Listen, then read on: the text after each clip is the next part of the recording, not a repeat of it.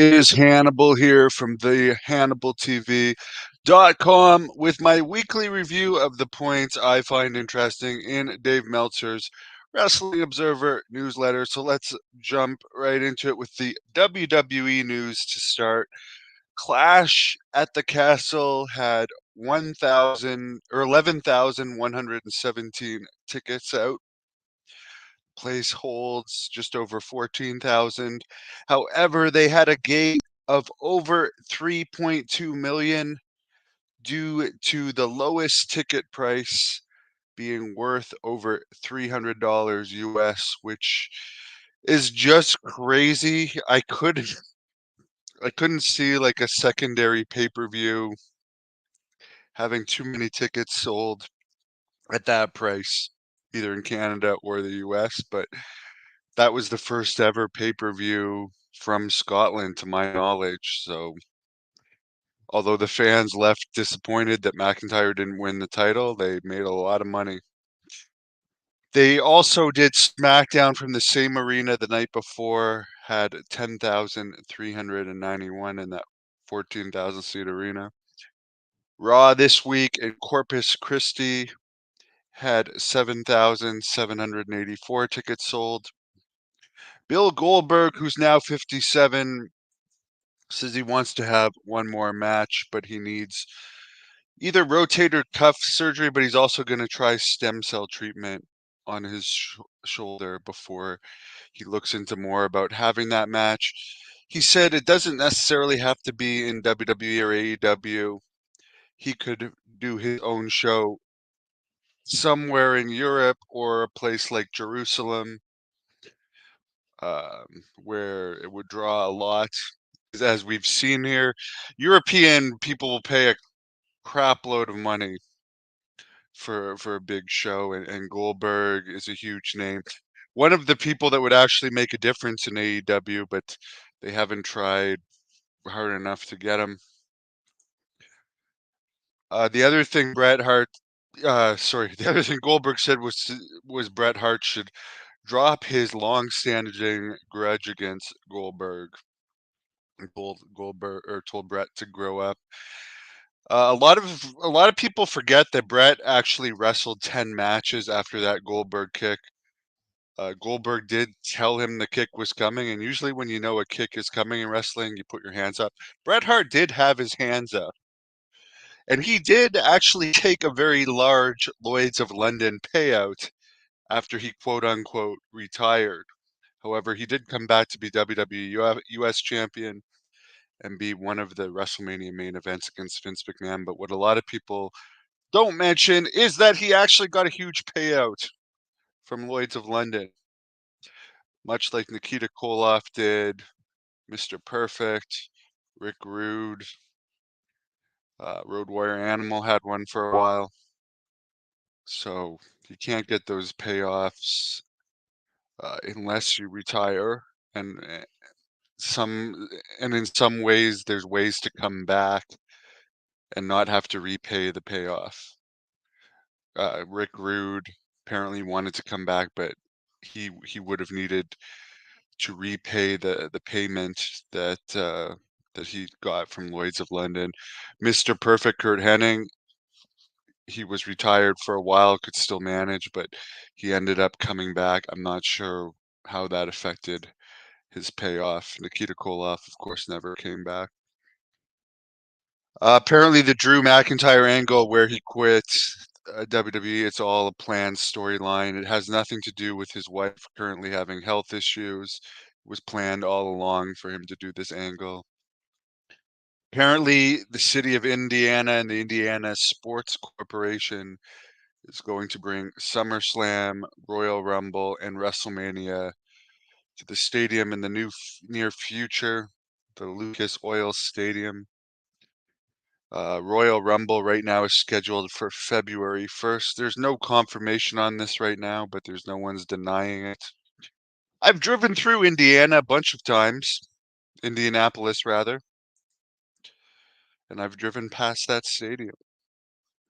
In AEW news, they had their oh, by the way, just to say it for NXT, they actually had a higher rating this week 0.26 than they did last week with Cody Rhodes, which was 0.22. So it says something about Cody Rhodes when you're doing a better rating when he's not on the show.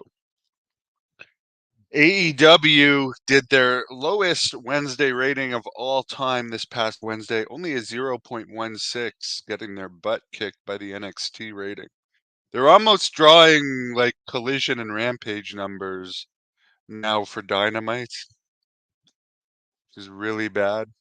However, they had an alright crowd in Fairfax, Virginia. I'm not sure how many of this was papered. They had a little over 4,000. AEW Collision and Rampage last weekend in Youngstown, Ohio had 2,600 tickets out, including comps. Apparently, the Shane McMahon rumor that he's interested in joining AEW was started by Jim Ross and Conrad Thompson. Of course, Jim Ross knows Shane McMahon, and Jim Ross is saying allegedly there's interest of Shane McMahon coming to AEW. With hitting the lowest ratings of all time, it might be a good idea to bring Shane McMahon in. Get rid of all these Japanese people from New Japan nobody cares about. Keep a few of them, but you're oversaturating the New Japan talent. And that includes guys like Will Ospreay, who has been a flop. He has been a flop. And bring in someone like Goldberg or Shane McMahon that people are actually going to care about. Mainstream people. You're catering to the crowd that are going to watch no matter what. And you're turning off everybody else. Again, another thing I hate about AEW is they're always having some type of tournament. They're currently doing an Owen Hart Cup tournament where the finals are supposed to be in Calgary, where there's only about 2,800 tickets out for that final Owen Hart Cup finals show in Calgary. And that's an 18,000 plus seat arena. They next week Dynamite's in North Little Rock, Arkansas. They only have 1,460 tickets out right now. That's horrible. That includes comps. And they're starting their residency in Arlington, Texas. July 20th Collision. There's only 500 tickets out right now. Forbidden Door in Long Island. Right now, there's 7,798 tickets out. $36 get-in price.